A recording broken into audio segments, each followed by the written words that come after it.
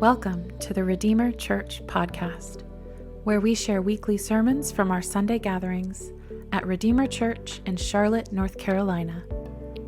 Let's listen now.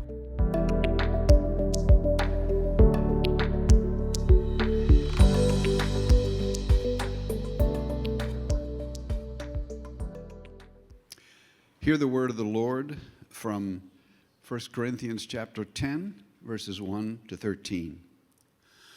For I do not want you to be unaware, brothers, that our fathers were all under the cloud, and all passed through the sea. All were baptized into Moses in the cloud and in the sea, and all ate the same spiritual food, and all drank the same spiritual drink. For they drank from the spiritual rock that followed them, and that rock was Christ. Nevertheless, with most of them, God was not pleased, for they were overthrown in the wilderness. Now these things took place as examples for us, that we might not desire evil as they did. Do not be idolaters, as some of them were. As it is written, the people sat down to eat and drink and rose up to play. We must not indulge in sexual immorality, as some of them did, and 23,000 fell in a single day. We must not put Christ to the test, as some of them did, and were destroyed by the serpents, nor grumble, as some of them did, and were destroyed by the destroyer. Now these things happened to them as an example, but they were written down for our instruction, on whom the end of the ages has come. Therefore, let anyone who thinks he stands take heed, lest he fall. No temptation has overtaken you that is not common to man. God is faithful, and he will not let you be tempted beyond your ability. But with the temptation, he will also provide the way of escape, that you may be able to endure it. This is the word of the Lord.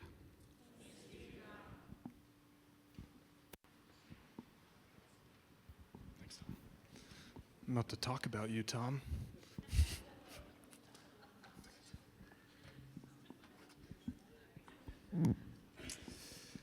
It's becoming a yearly tradition at this point for me to preach right after the Tar Heels get eliminated from the tournament.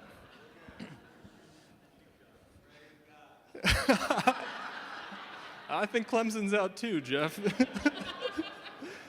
I'm a UConn fan, so tomorrow we will be out, but I'm good for now. It's good to see everybody. You can take this moment to pause like we usually do. You can get comfortable, close your eyes, bow your head, do whatever you need to do.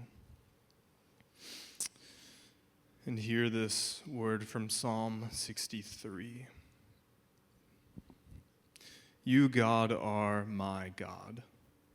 Earnestly I seek you.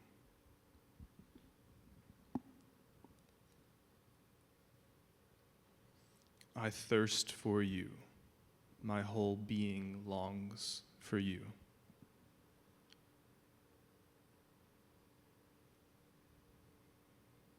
In a dry and parched land where there is no water.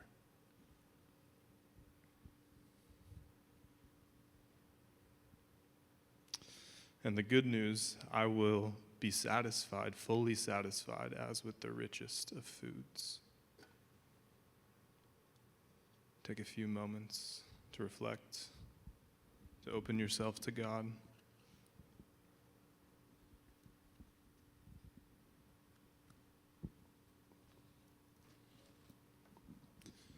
God, you satisfy our deepest longings.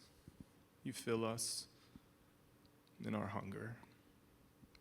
Give us faith that you do those things and the ability to walk into that life of fullness and satisfaction. Amen.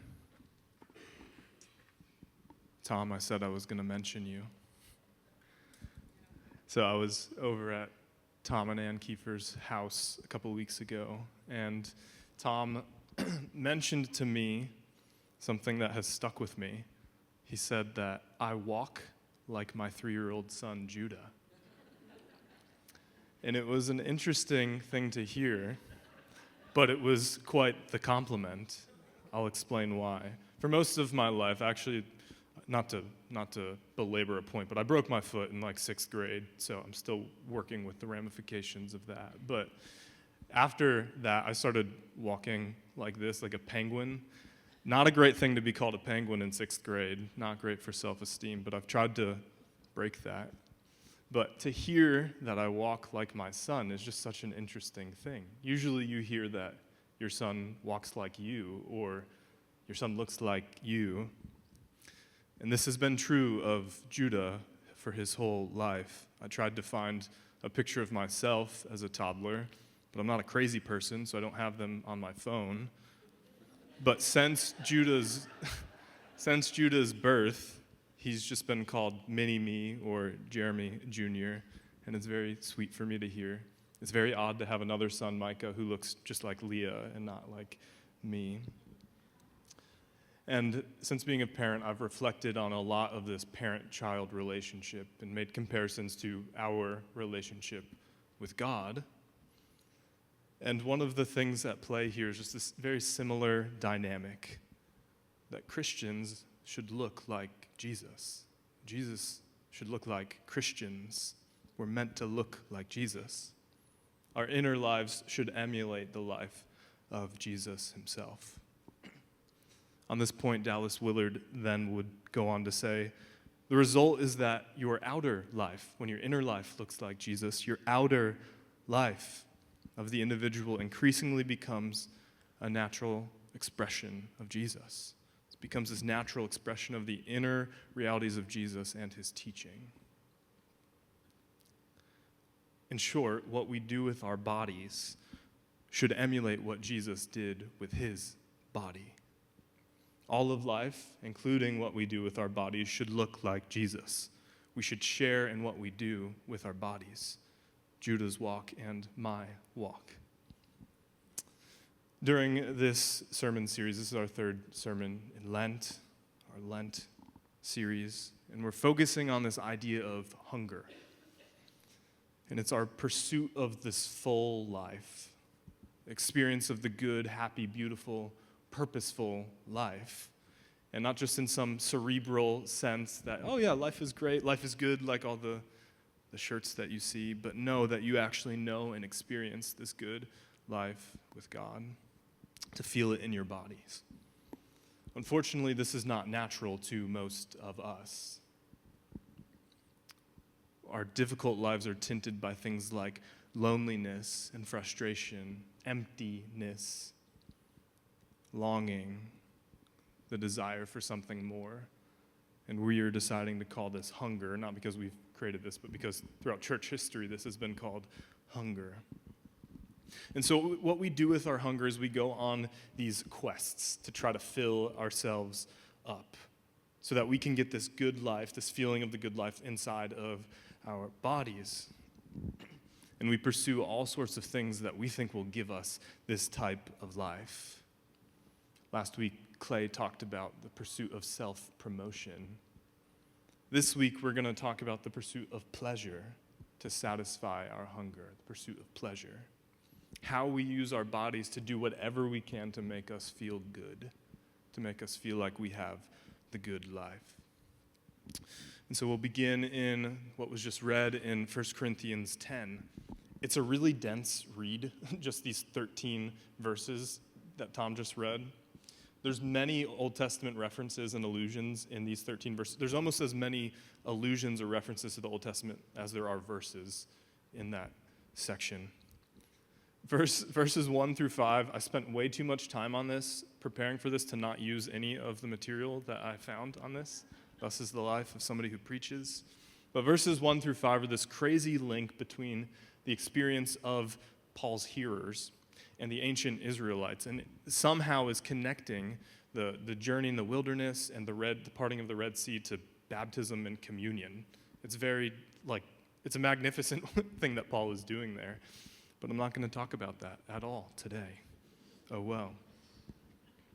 Verses 6 through 13 have these references or allusions to 4 stories in the Old Testament. and all are used as examples or warnings. So what I've done is I have put the verse that I will read and then the Old Testament story. You can get a little snippet from the Old Testament story underneath it. So we'll begin in verse 7. Do not be idolaters, as some of them were. As it was written, the people sat down to eat and drink and got up to indulge in revelry. It's a fun word. This, of course, is a connection to Exodus chapter 32, which you may know, if this is one of your life verses, is the creation of the golden calf. And this is a story of the people wanting God right in front of them. I want to have God contained right here. I want to be able to see him and touch him. I want to be able to make him. Then we have verse 8 in 1 Corinthians 10. We should not commit sexual immorality, as some of them did. And in one day, 23,000 of them died. I didn't remember this story happening, and so I went and had to read all about this story, and it's brutal. It's a very brutal story. Go read it for fun, I suppose.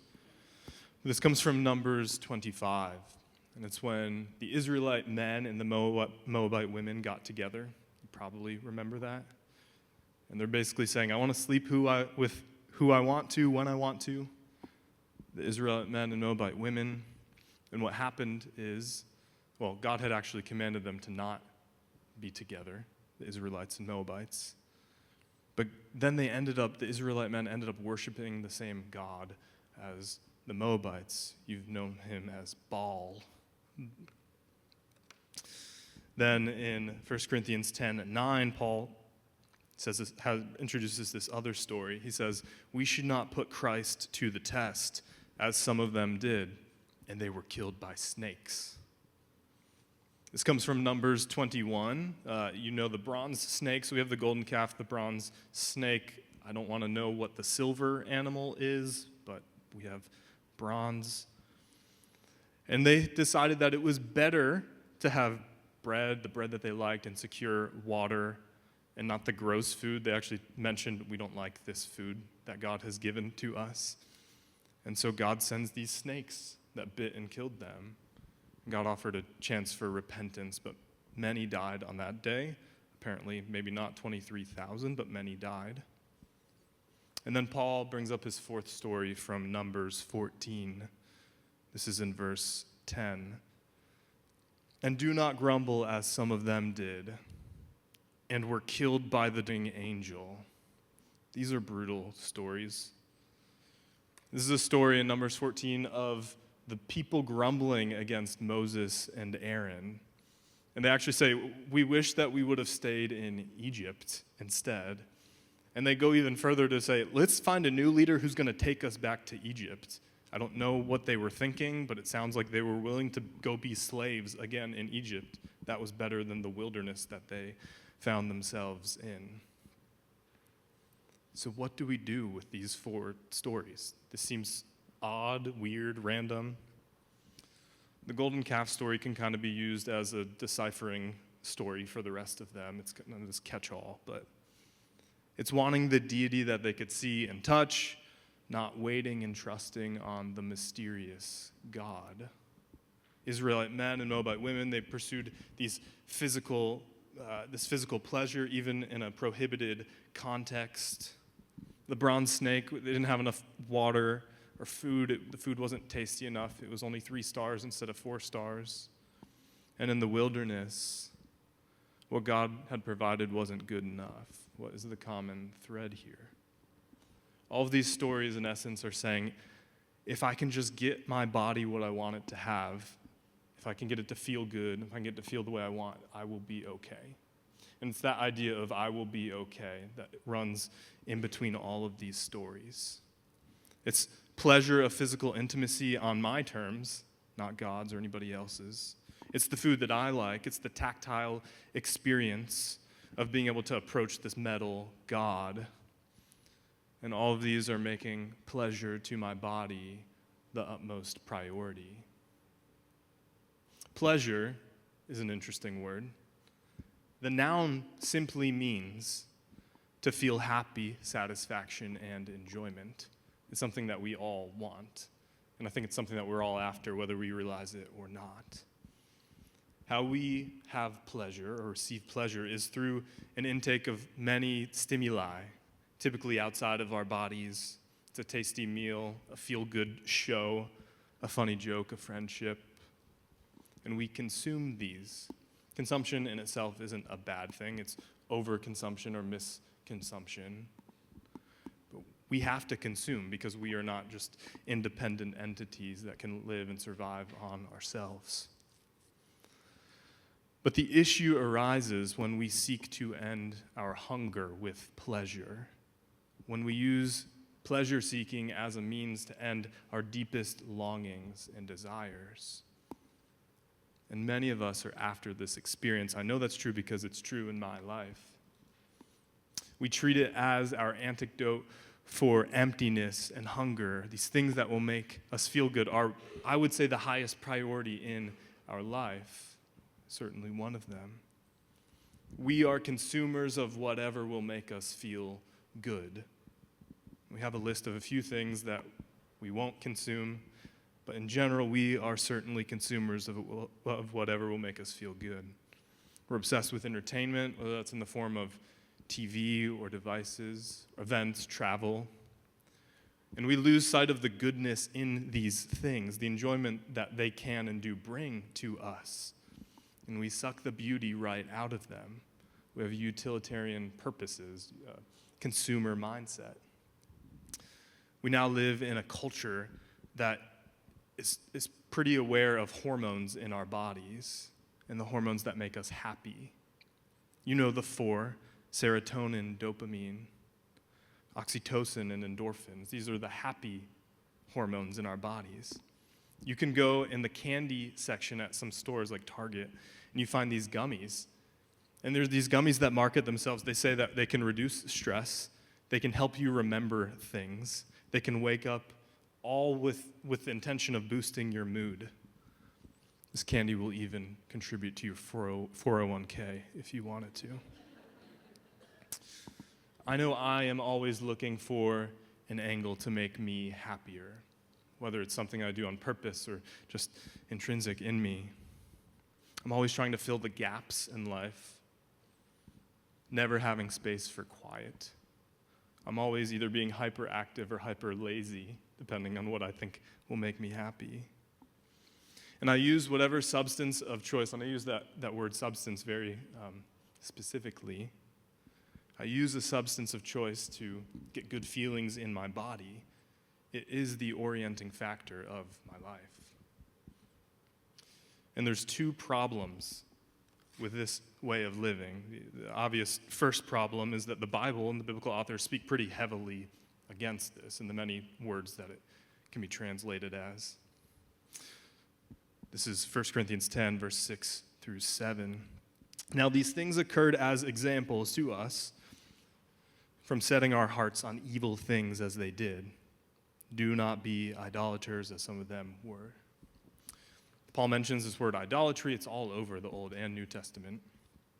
And I think a lot of people take it and make it mean whatever they want it to mean. It's one of those words in the Bible. I really like what Augustine, how he kind of talked about it. And he said, it's the love or worship of something that has been made rather than the God who made it itself. Paul talks about this in the beginning of Romans. You're familiar with that. And this is what the offense of the golden calf story was, is that they preferred the God that they could create, that they could see, touch, and manipulate, to the God who could not be contained in forged metal. They wanted God right in front of them. Now, idolatry was prohibited by God because it's fundamentally an affront on who God is. This was the God that their bodies could interact with in a tactile way without having faith of the mysterious God that actually interacted with them. The first problem is that the Bible speaks pretty heavily against idolatry or just the pleasure-seeking lifestyle. The second and much more relatable problem is that living this way simply does not work. It does not work. Chasing pleasure to the end of our hunger does not lead to life. It does not lead to fullness. This is like you've seen all the rock stars who try everything to get a good feeling, to get the hit, and it never works. Isaiah 55:2 says, "Why do you spend your money on what is not bread? And why do you labor on what does not satisfy?" This is a similar thing, just from a different angle, to Paul's, "Stop committing adultery. This doesn't work for you." I think Isaiah's, it's kind of the contemplative angle of how you're living doesn't give you the results that you want. So why are you doing it? David said in Psalm 16, "Those who run after another god will suffer more and more." Living to satisfy your physical body does not do what you intend it to do. Not only does it not bring life, but it actually brings death. You will suffer more and more. I've already mentioned the word pleasure, so I feel like I can just mention another interesting word that I found in my reading, and that is the word sensual. It kept appearing in my research and studies for this, and so I was very curious, like, what does this word mean? I've just thought it's kind of meant, it's an adjective for the word sexual, and I think that's kind of what people use it as, but the etymology or word origin says otherwise. So it began with this Latin word called sensus. I never took Latin. I did poorly on my ACTs, so somebody who actually knows these words can correct me, but it's not purely sexual. It's this faculty or power of perceiving, of feeling, of sensation. It's basically saying that your body can feel and sense and perceive. And that moved into the other Latin word later on, sensualis. It's everything that has to do with our senses, or to sense. This means to have the perception of your body and your mind matching, so that your body knows, or that your mind knows what your body is feeling. And the modern English word for sensual simply means relating to or involving gratification of the senses. It's when your senses produce this feeling that is good. It's not just a neutral or a bad feeling, it's this good feeling. You see the difference here between sense and sensual. In the basic form, our senses are how we actually interact with the world. It's how you're hearing me right now. It's how you're thinking about what I'm saying. It's how you're dozing off, if that's what you're doing. It's how we actually interact with and experience life. Without them, our experience of the world is hindered, or is not kind of in its fullness as it was intended. It's so fascinating when somebody's either deaf or blind. Often the senses kind of like the other senses that they have, they kind of take over and rise to the occasion. It's very interesting. Instead of revolving our lives around sense or sensing and revolving it around getting this sensual, this gratification of our senses, is where our problem lies. Experiencing the world and its goodness in our bodies, that means to have our senses, is a very good thing. It's beautiful, it's exciting, it's how we were made. Living where our senses bring us gratification is also a good thing. To enjoy what we're feeling in our bodies, the experience that we have, is beautiful. It's actually crucial to the Christian life. The sensing life, a life that's oriented around feeling and experiencing life, right here, right now, is actually one of the most crucial things that we can do as Christians. It's called living in the present moment, understanding what's happening around you. Having your senses, experiencing the presence and goodness of God here and now is at the center of our life. But living a life oriented around the sensual is where we start to go wrong. It's anything that we do to get the good feelings in our bodies, to end our deepest longing and hunger. When we orient our lives around that is where it leads to death. We twist our food intake, our media consumption, physical intimacy, all these things go on to rule our lives. Dallas Willard said, "Bodily pleasure is not in itself a bad thing. But when it is exalted to a necessity, and we become dependent on it, then we are slaves to our body and our feelings. And he echoes David by saying, only misery lies ahead. The issue is that we become slaves to our bodies. And there is probably not much more that is contradictory to the life and way of Jesus when we are held hostage and not able to control our bodies. So does it have to be this way? Do we have to continue living as slaves to our bodies? By the way, I'm going to quote Willard several more times. It all comes from Renovation of the Heart, chapter 9, I believe it is. It's about the body. Dallas Willard says this: the body should be cherished and properly cared for, not as our master, however, but as a servant of God. For most people, on the other hand, their body governs their life, and that is the problem. Think of the fruit of the Spirit, or right before it in Galatians, it says, walk by the Spirit and you will not gratify the desires of the flesh. Romans says, if you live according to the flesh, you will die. Make no provision for the flesh to give it what it wants. And don't let sin dwell in your mortal body to make it obey its passions. And then, of course, we have a hopeful note from our passage today. Verse 13. No temptation has overtaken you except what is common to mankind. And God is faithful. He will not let you be tempted beyond what you can bear. But when you are tempted, he will also provide a way out so that you can endure it. This is the good news about our bodies. Is that whatever we face, whatever what would take our bodies away from the way of Jesus is able to be overcome. We don't have to keep living as slaves to our bodies, giving them whatever they want, being ruled by our pursuit of pleasure. The God who forgives is also the God who frees, delivers, and liberates. We're meant to abstain from what is not healthy for our bodies. Do not engage in idolatry. Don't pursue immorality. Don't be ruled by the flesh. We know these things. Stop doing bad things with your body. And we often focus on the shortcomings or roadblocks that our bodies, that we perceive our bodies to be giving to us. However, our bodies were not just intended to avoid the bad, but to be sources of life. Willard says, the body is meant to serve as a primary ally in Christ-likeness. The body is the primary ally of Christ-likeness. At the core, our bodies are meant to be this way. And it's meant to be the way that we experience life with God.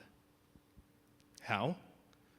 It's by using our bodies to be present to right here and right now, by being attentive to what's in front of us. When and where can your body experience the love of God? It's right here and right now. Not back then and over there, or someday and somewhere, but right where your body inhibits space right now. Jean-Pierre de Caussade, it's pretty good. Thank you. He said this: if we knew how to see in each moment the manifestation of the divine will, we would find in it all our hearts could desire and all that our bodies require. In short, if you can be present to the moment consistently over the course of your life, you will get the pleasure that you seek. You will have the life that you want. And our pursuit of pleasure so often takes us away from this present moment. Our entertainment, our food, our devices, should I say vices, we use them to get all the pleasure out of them and take us away from whatever we're dealing with, wherever we are right now, wherever God is right now. And it's in our attempt to extinguish our deepest hunger that it takes us away from this moment. So how can we be liberated? Dallas Willard has 4 notes on this. First, he says that you must release the body. He talks about this in a very religious, almost ritualistic way, that you should have this consistent time of prayer to offer your body, whether you're kneeling down, laying down, doing something with your body, to offer your body anew to God. Oftentimes we confess or we tell God to renew our minds or our hearts. But very little do we ask him to do that with our bodies, to give us a reset, to forgive us for how we use our bodies. He suggests maybe a regular retreat or a fast. That's maybe a plug for Lent. But a fast from what you usually do with your body to interrupt the normal rhythm that you have with your body. And to legitimately ask God to free you from what is unhealthy and hurtful and leading you to death. Willard then says to not idolize the body. He says that we should no longer make this an object of our ultimate concern. Our bodies are meant to be valued deeply, but not to be our utmost priority. He's saying, put the body in the rightful place that it belongs. Third, he says to not misuse the body. And he talks about this in 2 main ways. One is to not use it as a source of sensual gratification, not just using it to get whatever feeling you want in your body with whatever substance of choice you have. And second, he says to not harm others, to not misuse your body towards others. Whatever forms are native to you, I don't know, of how you try to get gratification to your body or how you use your body to harm others. But it's best for you and best for others for you not to misuse your body. And finally, he says to honor and care for your body. Again, this is not just get rid of the bad, but doing healthy things for your body. Nourishment for our body, good food, good exercise. Doing healthy things with our body, not just what we put in, but doing healthy things with it. Exercise, laughter, friendship. And then finally, he mentions rest. He actually calls this the center, specifically Sabbath, the center of care and honor for our bodies is Sabbath and rest. Does pleasure-seeking orient your life? Is that the orienting factor in your life, or is it one of them? Is seeking pleasure at the center of your life? What about what you do with your body requires your attention during Lent? What do you do with your body that requires your attention during Lent?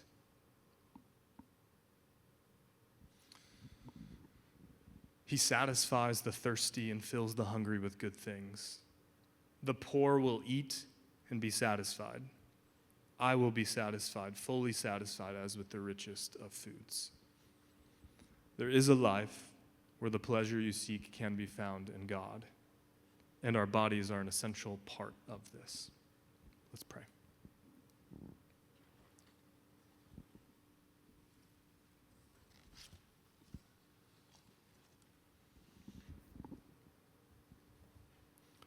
God, thank you that you are the God who created us, created our bodies, created all of us.